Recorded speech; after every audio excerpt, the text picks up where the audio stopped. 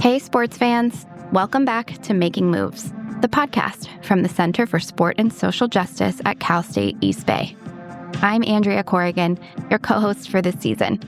I'm a sociology senior, lifelong athlete, nonprofit leader, and student rep for the CSSJ. This season, we're looking at how sport shapes our world and how we can use it to build something more just.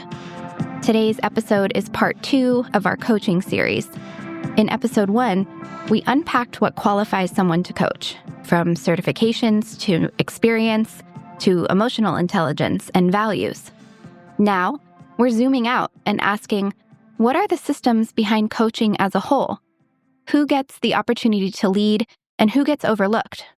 What happens when DEI, diversity, equity, and inclusion, are more than checkboxes on a form and actually become the backbone of a program or a team? To help us explore these questions, we're joined by 2 powerhouse guests today. The first is Mike Geddes. He's the co-founder and chief purpose officer of the Oakland Roots Soccer Club, as well as the Oakland Soul Soccer Club. Mike brings a vision of soccer as a tool for community building and cultural inclusion. We're also joined by Michael Kodama, who serves as the community relations manager for the largest soccer coaches association in the world, United Soccer Coaches. Michael has also served on 2 2026 World Cup planning committees and currently works as a project manager for the Communities Initiative, which exists to grow play opportunities for historically underserved and disadvantaged communities in the U.S. And as always, we're led by our host, Lisa Bonta Sumii. She's a licensed clinical social worker, the mental performance coach for the Oakland Roots Soccer Club, and advocate for athlete well-being and equity. If you care about building inclusive, purpose-driven teams from the field to the front office, you're in the right place. Let's get into it with Lisa. Thanks, Andrea, for that. We really appreciate you and all the work you're doing. This is part 2 of a 2-part series that is looking at coaching education, and specifically here to talk more about diversity in coaching. We're here with Mike Kodama and Mike Geddes to talk about just that. For the both of you, and we'll start with Mike Geddes first, what does actually diversity in coaching even mean to you? Hey, Lisa, it's great to be with you and nice to talk to Michael again. I think that what we're talking about is a range of perspectives, right? I mean, diversity can come in lots of different formats. People obviously kind of think of racial and kind of ethnic diversity, but it's also age, it's also class, it's also background, it's anything. And I think that in order to create the best coaching environment possible, you need to understand that people are coming into that environment from different experiences and with different perspectives. So I think the critical thing is to understand that. That's a great thing. It's a beautiful thing. I think any team is stronger if it's diverse in terms of its qualities. I'm sure any coach would tell you that, but it's only strong if it does come together as a team. So for me, it's really about recognizing that there are different experiences and perspectives out there, and that could take many different forms. And coaching should recognize it, because anytime you're coming into a coaching environment, you need to be able to deliver something that is going to land with the person you're trying to coach. And in order to do that, you need to recognize that their experience may be different, their perspective may be different. And that's why we need to have at least an understanding of how those diverse experiences show up. Thank you for that. And for purposes of 2 mics in the room here, I'm going to call you Michael, Mr. Kodama, if you don't mind, just so we're not like, which mic are you talking about? But Michael, what would you add to what Mike has shared about what diversity in coaching means to you? Well, first, thank you for having us, Lisa, and it's great to be part of this. You know, the word diversity for me means that when we look around, that we all have a seat at the table, we all have an opportunity. And, there's a lot of talented people in this world and in the communities that we work in. And to have that opportunity just makes us all richer, and the diversity and the ability to have these difference of opinions make you stronger. The example is coaching for me. I want a diverse staff. I want lots of different experiences, and I want lots of different cultural backgrounds. They may pick up something that I don't see or don't understand that well. So my coaching staff would be a reflection of that as well. And then among our players, same thing. So we're looking for players who not only know the game, but can work together. And along with that comes learning about each other. So to have that and have that opportunity only makes us better, is the way I look at diversity. I appreciate it, both of you. It's great to have you both here. We are all connected to the Center for Sport and Social Justice here, committed to this podcast. We're all board members or advisory board members together, and look at us. People can't see us, but we are diverse right here and on here. You can tell by how we speak, but you'll also tell by how we look and the identities that we all hold. With that, now we have a definition or sort of a purview from you two gentlemen about what diversity in coaching means to you. I'd love to hear about the different initiatives you are both involved with right now to uplift that message and that purpose. Mike, let's start with you. Sure. Yeah. So I was lucky enough to be one of the co-founders of Oakland Roots and Soul Sports Club. It's a professional men's team and pre-professional women's team playing in the USL. We created that team to be the first purpose-driven professional sports team in the United States. And we created it specifically to kind of meet the need in Oakland for really a sports team that was part of the community in a mutually beneficial way, right? Sports is such a critical part of the glue that holds Oakland society together. It always has been. And there was this huge void left in Oakland by the fact that so many of our sports teams left. And partly because of that, and partly because we were believers in the growth of soccer and the power of sports teams and the fact that they should be community-led was what led us to create the team. But the idea was that having those teams at the sort of pinnacle of the game could pull everyone in the same direction and encourage a real kind of growth in participation in the game of soccer in Oakland. And when we set out with the club and also the club's foundation, we wanted to look at, we have a purpose, right? To harness the magic of Oakland and the power of sport as a force for social good. There are so many challenges in Oakland that are way beyond our ability to fix, but there are things that we can address as a sports team and a sports-related foundation. And what we decided to address was the topic of inequity in youth sports in Oakland. We had the Aspen Institute report come out in 2022, which showed that only 14% of our kids get the recommended amount of healthy physical exercise given by the CDC. That figure's even worse for girls. So we're really performing way under where the national average should be. Our kids don't have access to safe, healthy physical activity. And we looked into the reasons for that. And there are multiple reasons. And this goes across all sports. It's the cost of youth sports these days. It's access to a safe place to play. And it's a lack of coaching. And so when we were setting out to design the community impact programs of the club and the foundation, we wanted to make sure we were addressing a need.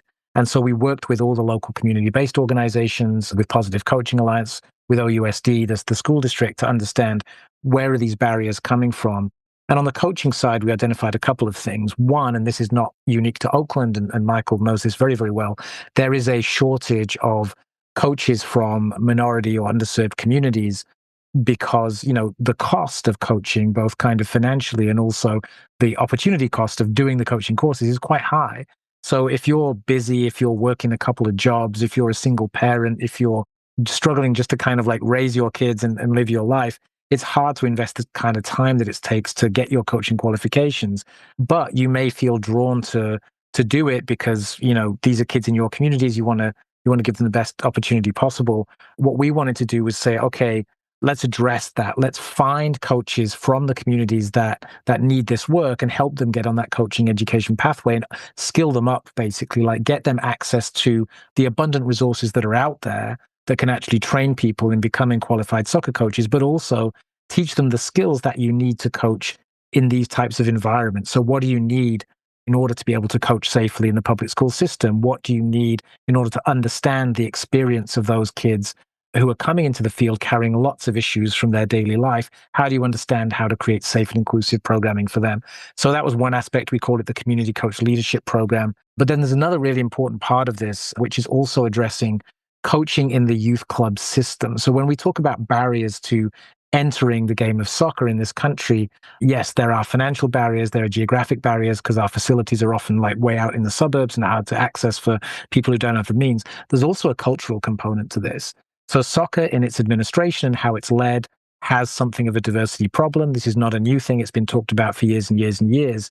because of the high cost of entry, we tend to have quite a homogenous looking like soccer administration infrastructure, especially at the state and youth club level. And what that can do is it can create barriers, even unconsciously, for people from different types of communities to feel welcome in those spaces. So even if we did address the high cost of participation we've got in youth soccer, which automatically excludes certain communities, even when we get around that through things like scholarships, what are we doing to ensure that those environments are welcoming for kids from minority backgrounds?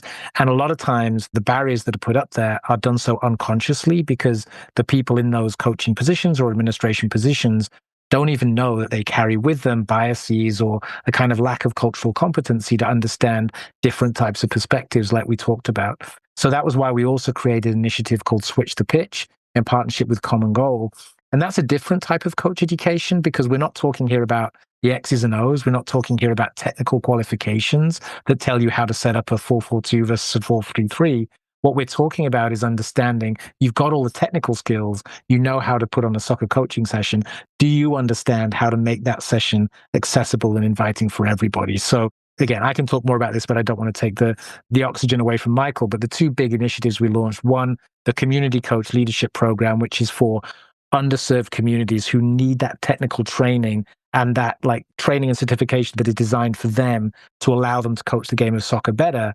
And the other piece, just as important, coming from the other direction, existing soccer coaches who need that cultural competency so that both of these groups can meet in the middle and make the game more accessible for everybody. That was a podcast all on its own, Mike. Yeah, sorry about that. Okay. No, you're good. I've talked enough. And I'm not even the coaching expert, so let me leave space for Michael.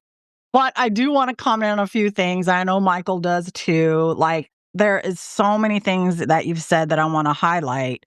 One is in our town of Oakland, that 14% of our young people don't get out and get that hour requirement of physical movement. That is an astounding number. And then it's different and lower for the girls. To be able to be involved with two initiatives that deal with the coaching aspect from the technical and tactical, how to run a coaching session, but also to coach to the human being, to coach to that person, that mind, that heart, and do it not just competently, but in an excellent way with excellence is so key. We are actually talking about a little bit, but from a different perspective, what Callie Blackman-Newton and Dr. Brian Garrity, Dr. G, talked about in the first episode on coaching education, and just proud to be a part of the movement here, not just in the town, but across the country and in California specifically. You know, Mike and Michael, that my role as a mental performance coach for the Oakland Roots Sports Club is a place where diversity is evident the moment you walk in. I may be one of the only women in the facility, but I thrive on that because I know I can bring a different perspective, a different energy that a lot of the guys are looking for, whether they realize it or not. And I don't mean just the players. And so I'm very comfortable in an all male situation. I have two brothers. I played sports growing up. So me not coach from like the game coach, but from the mental performance side, I can really appreciate this conversation so far. Michael, I'd love to hear about the different initiatives you are involved with. Mike just shared some really fantastic ones. What are you involved with right now? Well, at United Soccer Coaches, I'm actually the first person in this job. So when they hired me for it, I was in Southern California. I had a full-time job as an urban planner, transportation planner, and I coached. You did. So when Mike's talking about the people who have full-time jobs and are crazy enough to do it, that was me. That's what I did. And I was coaching high school and youth soccer. And then when this opportunity came up, I've been a member of United Soccer Coaches for 30 years. They had a position for someone to lead the coaches' communities. And we have 10 of them. So it's Asian Pacific Islanders, Blacks, coaches with disabilities, players with disabilities, base coaches, Latinos, LGBTQ. We have coaches that are folks from the Native American community. Let's see, a few more women, veterans, and high schools. There's my 10. And it's about over 6,000 coaches, 56% of our membership. are members of one of these affinity groups. So I was brought in to do that. And one of the first things that came in is that as a member of both the API coaches community and high school coaches community, I at least had been involved with two of them. Then I had to learn about the others and, empower them to make their decisions, empower them and work with them to work with each other. So I've been doing that since 2022. And as I get to watch them work together and grow, it's a fantastic experience when you start seeing them talk to each other and recognize that maybe even some of the stereotypes that they have of different groups isn't true, and they're breaking barriers themselves. Too often, especially now, there's a lot of divide and conquer and me. So it's switching that perspective from me to we, and switching it from what do I get to, how do I help others? Mm-hmm. And that's a big part of what we do and what I'm doing across the nation with that. Being from Southern California and spending a lot of time in Northern California, I'm well aware of the issues that many of our kids and many of our coaches have, especially in tougher communities. It's not right. And Mike hit on that, and I'm 100% in agreement with him that we need to do more. And so for me, when I had an opportunity to do this, I went in 2 feet, moved from Southern California to Kansas City to be in the national office. So definitely a change.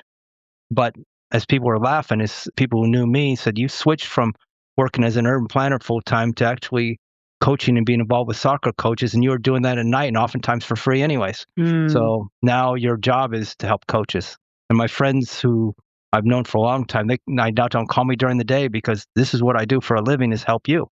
And what's interesting about the profession is that coaches sometimes think that they're competing, but we're actually colleagues. We're all in the business of helping the kids, and we're all in the business of helping our players. And we're much, much more effective when we see that relationship among each other than just trying to beat each other. My best friends, when we coached against each other, yeah, we both wanted to win and one of us was unhappy. But at the same time, we wanted our players to respect the game and respect each other afterwards and carry that through.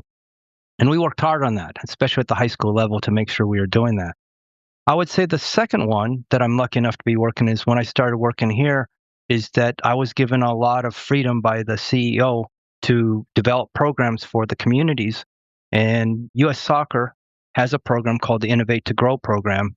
We applied for a grant, 2-year program, $200,000, to work with not only the coaches communities, but coaches who are working in underserved, marginalized, and historically disadvantaged communities across the United States. And through this process, one of the first things that happened was U.S. Soccer talked with me about it and said, one, can we work with you? And my answer is, of course, we all should be working together. The second question, though, that I had for them is, who's this really about? And they kind of like, well, who should you think it's about? I said, I think it should be about the communities. And frankly, if you want to work with me on this, and we love to work with you on it, that will be something I will not negotiate on. This grant will be to help communities. And internally, inside our house at United Soccer Coaches, I was very fortunate that our CEO shared that vision and was able to form my own team to go out and work with communities with the idea, how do we help you? So not only do we have the components for helping coaches, oftentimes there's business and community development decisions being made. So we partnered with the Arizona Hispanic Chamber of Commerce, who are a regional office of the Minority Business Development Agency of the U.S. Department of Commerce. So any of the projects and communities we're working with also get business decision help, right? And then my background in community planning and stuff like that, it's more than coaching. It could be, are you working with your local elected officials? How are your facilities? Do you know how to access facilities? Do you have ability to work with people like the sports and social justice program that we're all involved with? Because academia is an important part of telling our story, so our story gets out there. So right now, I think we have about 45 projects across the country. We've impacted over 900 coaches, and you could use a multiplier on how many players that would be per coach. And that's at the end of year 1. We're now in year 2 of our program. And then we're thinking about future sustainability and how this program should grow. The best part is we are the guinea pig in terms of this approach of being community first in soccer. And we're looking for communities that need help, that don't have access to some of the resources and facilities that some of the ones brag about and you see on television and all these other places. And we're looking for the players who not only have a passion and love for the game, but are looking for opportunities. And they can be from any of the communities we're talking about. So how do we help them enjoy this game? And that's really, I think, the second thing that I'm working on now that to me is real important. So exciting, Michael. I've learned a lot just listening to you, and I'm excited and feel moved and proud of who you represent, how you go about it.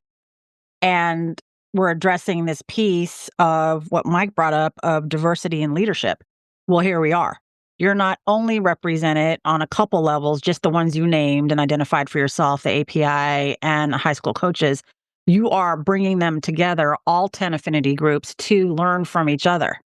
And then that trickles down, right? We know how that works and how that then attracts players that are also diverse.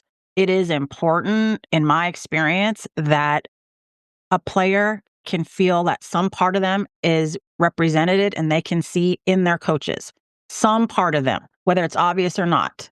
And that really then just builds the team cohesion, the belief, the pride together, which is amazing.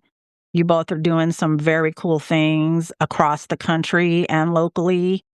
My question, will go to Mike, is what are some of the challenges you run up with when you're trying to implement the very essential components of either one or both of your initiatives?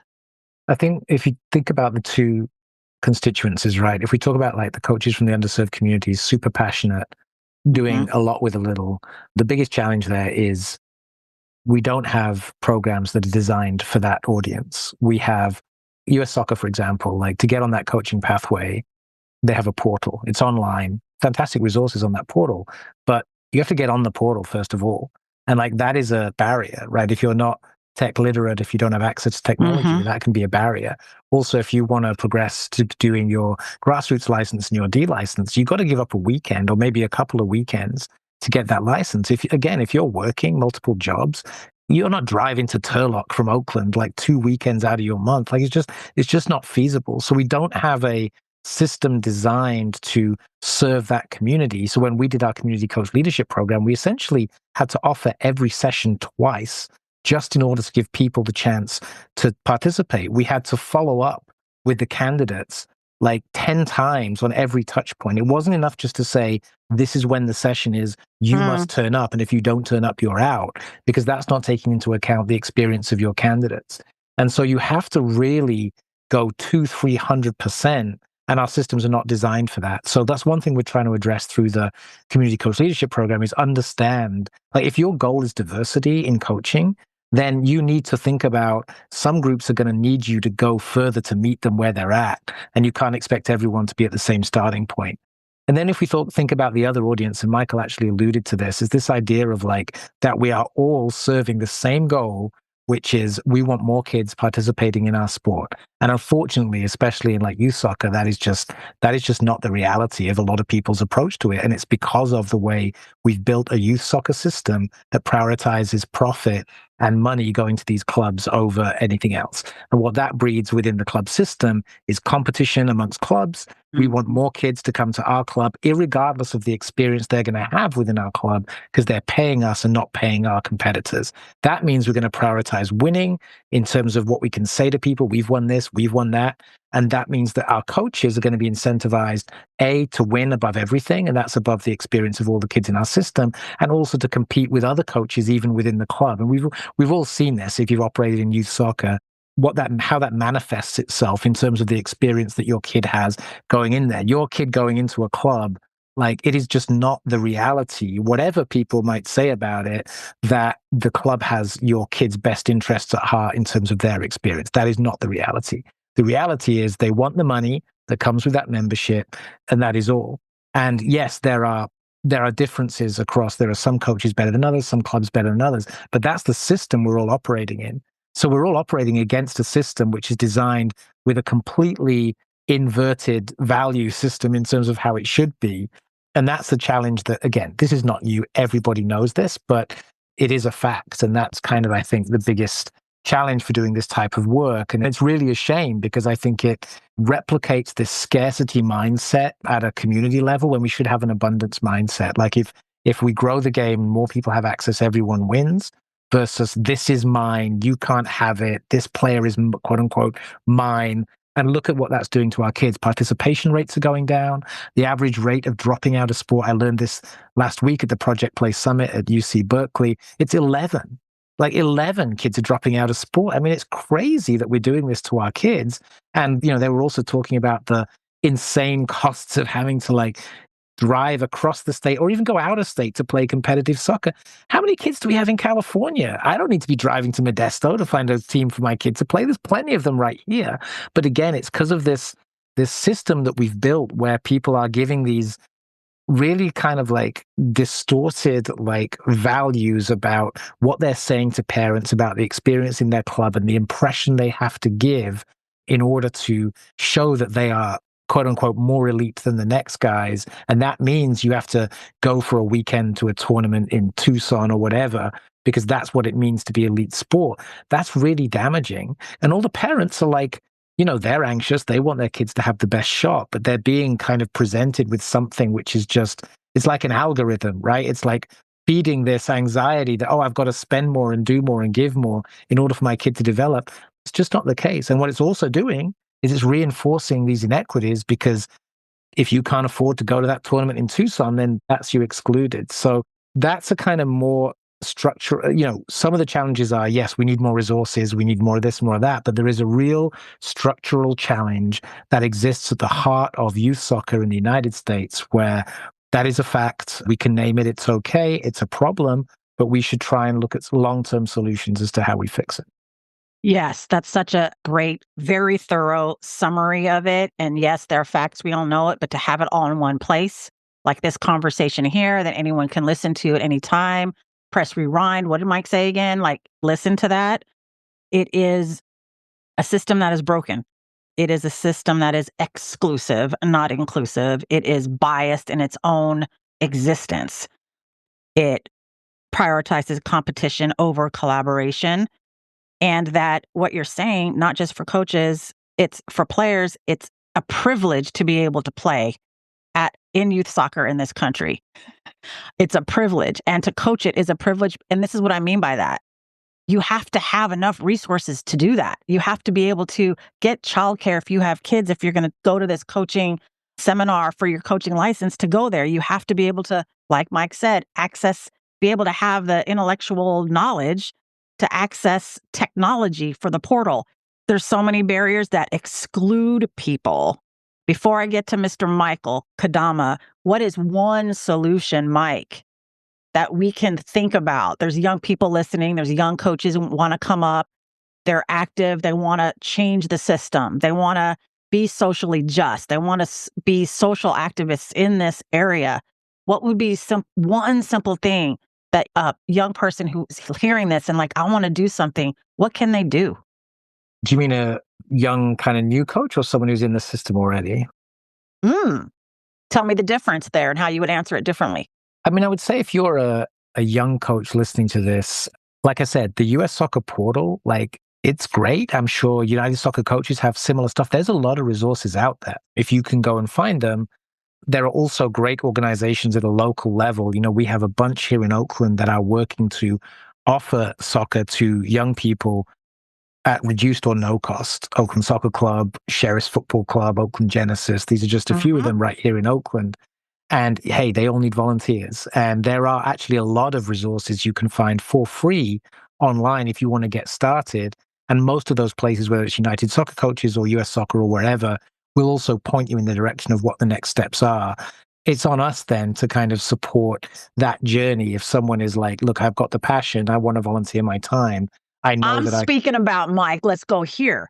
Structural change. What can a young person do for structural change? This is all good and good to be reminded about, that there's free stuff and there's ways to access things. But if we wanted to come in and make change and heal this broken, traumatized system, what can a young person do from that level? Yeah, I would say that there are a few partners we work with, and I mentioned one of them, Oakland Genesis. There's also partners like Soccer Without Borders. These are all nonprofit organizations working specifically to address inequities in sports. They are not soccer clubs per se. They just use the game of soccer to address these inequities. all incredible organizations, always looking for volunteers, always looking for donors, always looking for people who want to mobilize support. And I think anything you can do to support those organizations is going to be time and money well spent, because they exist exactly to address those inequities. And if you're in the Oakland area or wherever you are, I mean, come to our website if you want to find ways in which you can connect with those organizations, but you will find them out there. There are grassroots organizations who are prioritizing equity and access over anything else. There will be one in your neighborhood, even if you have to search a little bit to find it. I would say that's a great place to put your energy and your time and your support. They're trying to fix it from the grassroots up. What we're trying to do is also fix it from from within the system in terms of the things that we can control as a club.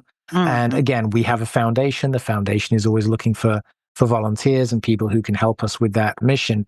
But it's our job to and we are doing this, to look at the system of soccer and what is our influence on that, from the elite level to our academy programs, to our schools outreach, to our partnerships. That's something that we really like and enjoy that challenge, because that's why we were created. It was, what if you had a professional team that was trying to address this at every level and could support these organizations through their purpose? That's what we're doing. So yeah, I would say if you have the ability and the time and the means, seek out the local organizations in your community who are committed to equity through the game of soccer, get in touch with them. I'm sure they will have resources that they can point you in the direction of. And then, there are organizations like Michael's, which provide resources specifically for people to try and get on that coaching pathway. That will give you the skills and resources you can then take back to those organizations and help them achieve their mission, which is addressing the inequities in the system that you identified, Lisa. Yep. Thank you so much for that. So important to know that they exist, and ways that people, like Mike said, if you have the means, the availability, because to volunteer is also a privilege. You're giving of your time in a way that it's a double whammy, in that you're giving of your time, and that hour or that time is also time you are not working. So it's both. But let's get back to Michael with the United Soccer Coaches and U.S. Soccer. What are the biggest challenges you're running up with in both of these areas with the initiatives you described? Sure. Number one is patience. I mean, we want things now. Right. So even some of the people that I work with tell the communities what to do. And my answer is, no, I'm not telling the communities what to do. It's an ownership and an empowerment issue too, as well, right? So there's certain things, sure, I would like people to do, but there's a time and place. And I also think that we need to spend time respecting the communities. There's a lot of talent in communities that people look around and said, well, I know this and I know that, but it's not necessarily true. The community really knows. And in the long run, it's the community who are there, not people who come on in to help. So you can come in and help, but you have to be willing to have the patience to do that at the pace that the community wants to go. And Mike was just talking about that in terms of how much time do people have and what can they do, right? And to respect that, I think, is real important. So I think that's important for us to think about. The other thing is learning, and how do we learn? And learning at the way that the community would like to learn. Example, Mike's right. We have some very extensive programs, national diplomas, state diplomas, et cetera, a variety of different things that we can do. One community in Colorado said, hey, can you just come on in? We don't have time to do all this stuff. Can you send an educator and watch us coach and just help us on the day? So our director of coaching education is going to spend 2 days walking around the fields, and any coach who wants his help, that's what he's there for. Little small tidbits to help, right? But for them to get away, just to be able to volunteer to do that, is a major impact on their time and resources. So rather than having a formal course, we're going to go and just help coaches the way that they want to be helped, right? So that would be an example, I think, where we can change our processes and think of what's best for the community. I would also say that the fourth one is this idea of leadership, both within the communities and at the highest levels of soccer, and how do we incorporate our communities in there? That leads to this issue of equity and what we're doing now. Now, we all know in terms of the process and stuff like that, when the coaches community, we talk about it a lot, we need to be better. We can't be just equal or we don't get that job. And we need to figure out how to get the job and how to get in there. And then when we get in there, how do we make sure that we shine? Because we may not get as many opportunities as other people. So, put your best foot forward, help each other out, but also help talent and help those who want to be helped. Not everyone is ready. So it depends on timing for people on when you're ready to make that extra effort. And are you really want to dig into this and really get into the game? Well, here's some of the issues that need to face. At the same time, I would say that as coaches, take advantage of your strengths, meaning that if you come from a community where you value diversity, if you come from a community that's had a more difficult time, you're going to be more understanding of what people are going through. And you can ask the kind of questions that maybe aren't asked. Maybe there's a comfort level that your players will have because they know they can count on you for certain things because of your upbringing and you've been there or seen it. And it could be some simple things, just helping each other out. One of the players in the high school, and he's graduated many years, he told me he wanted to play for me when he was a ninth grader, and I greeted him in Spanish because he didn't know a word of English, So I made sure to ask him his name in Spanish and talk to him a little bit. And he goes, "Oh my God, coach is bilingual." I wasn't. I knew a little bit.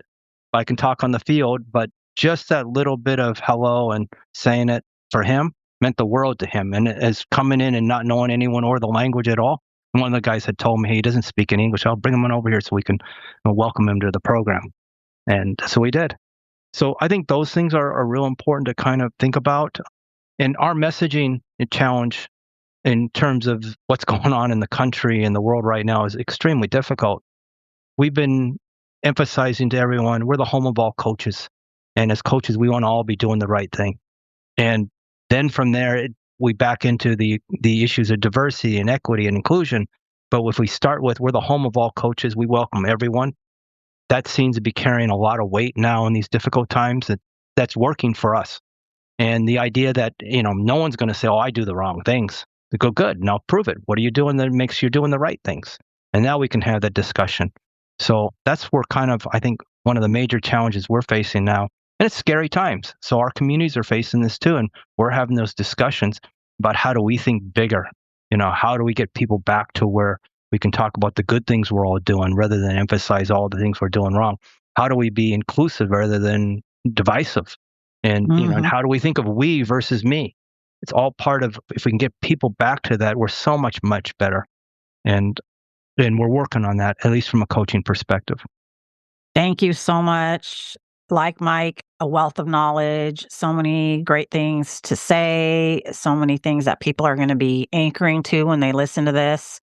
I mean, some of the points I'm pulling out are, we're talking about diversity in learning as a coach as well. Oh, that's right. Yep. How each coach prefers to learn, knows how they learn best, and then can ask for that, feel safe enough to ask for that, is incredible. I think that breeds diversity in coaching styles and how a coach might approach an athlete, right? Like, for example, you being able to have the wherewithal to greet this young athlete in his native language of Spanish to at least open the heart a little bit to the space, and then we can go from there. That is an effort, and that is what, I think a blind spot for some people. I know on the different rosters with the Roots, there's been so many different languages that I try to at least say a little bit. French, Pidgin, Yep. Spanish, of course. And so that's one way that we can connect with one part of them, knowing that there's many, many other parts. Yeah. So I think that's really important. So many things, the leadership, again, being able to see themselves in the system, in the coaches is really, really important. Like I asked Mike, from a social justice perspective, a social activist perspective, what can a young coach, I'll be specific, coming into the profession, not yet in the system, how would you recommend they start to contribute to the change? People want to act. There's so many things, like you said, right now at this time in our country, the climate, that we feel we don't have any place that we have control of.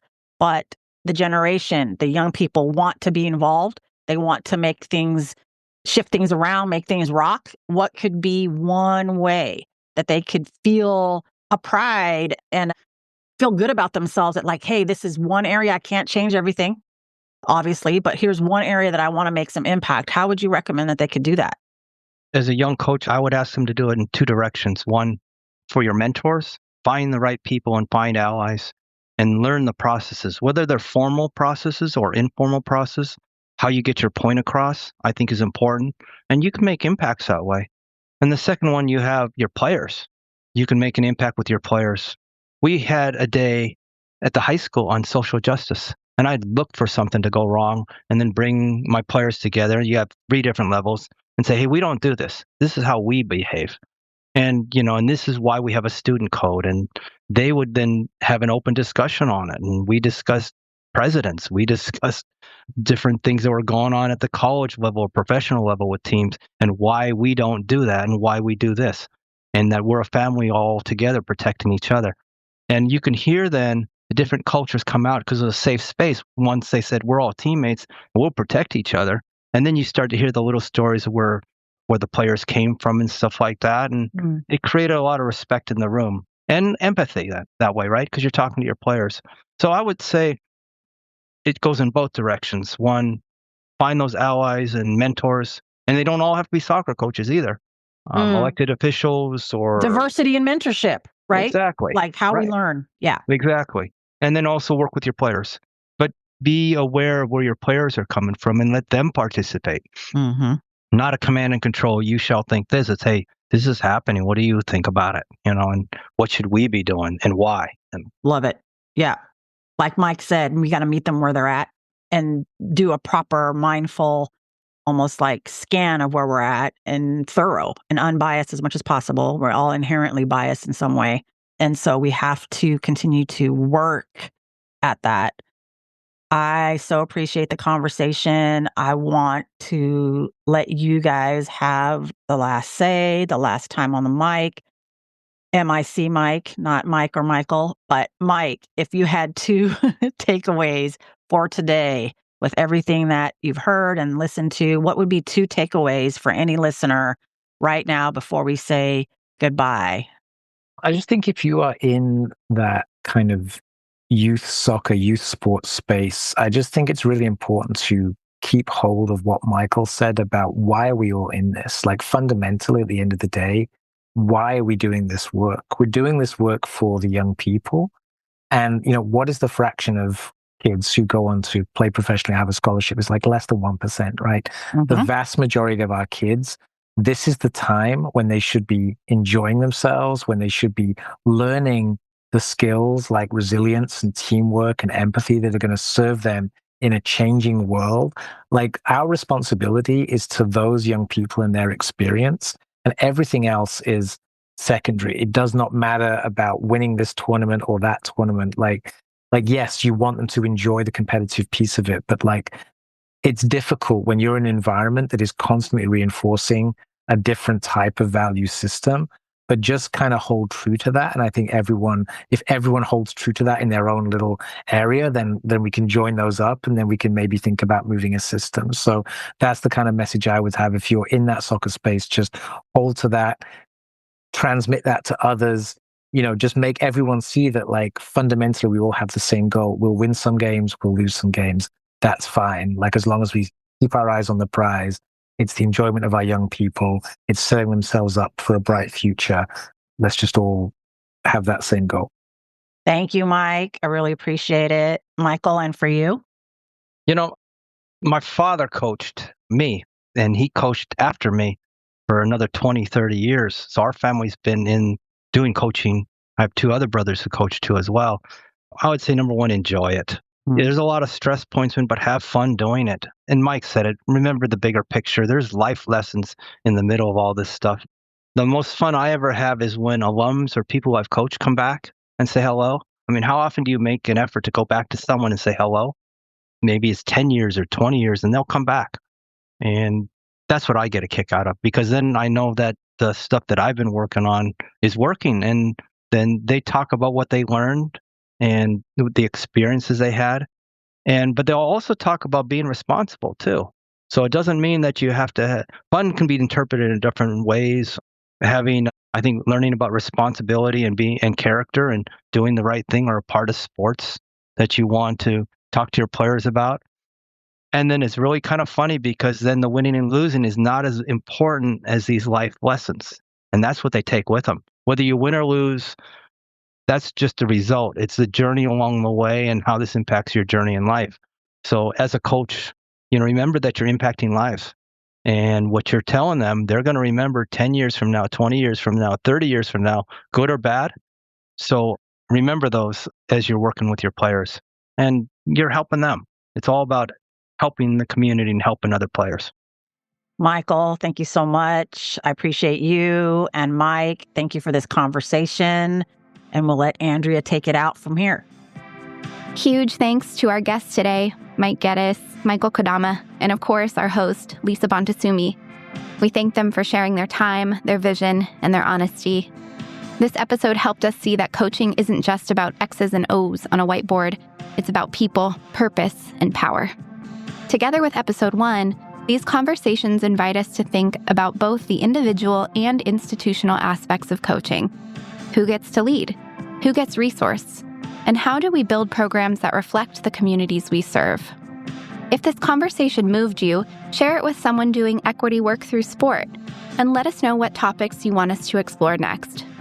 This episode was produced by Sports E Media. A big thanks again to California State University East Bay and the Center for Sport and Social Justice for supporting this student-led platform. On our next episode, we're diving into one of the most urgent and debated issues in sport today, trans inclusion. From locker rooms to legislation, the stakes are high.